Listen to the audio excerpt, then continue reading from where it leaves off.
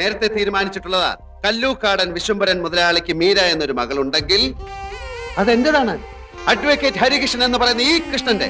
അല്ല, അതിന് ഇട്ടതാണ് ഈ ഉടുപ്പെങ്കിലേ അത് ഊരി വെച്ചാ മതി.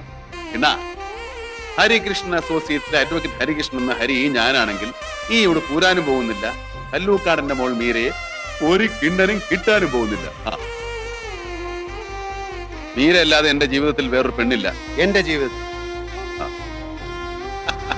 എന്താ വലിയ കാമദേവനാണെന്ന വിചാരം?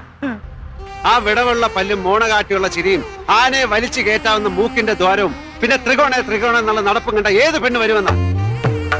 എന്താ ആ മത്തങ്ങ കൗളും ചളിങ്ങിയ മൂക്കും പിന്നെ ആമവാദം പിടിച്ചമാര് തോളും തൂക്കിയിട്ടുള്ള നടപ്പം കണ്ട പെമ്പിള്ളേര് പ്ലെയിനിൽ കയറി വരും അങ്ങ് ഈജിപ്തിൽ നിന്ന്.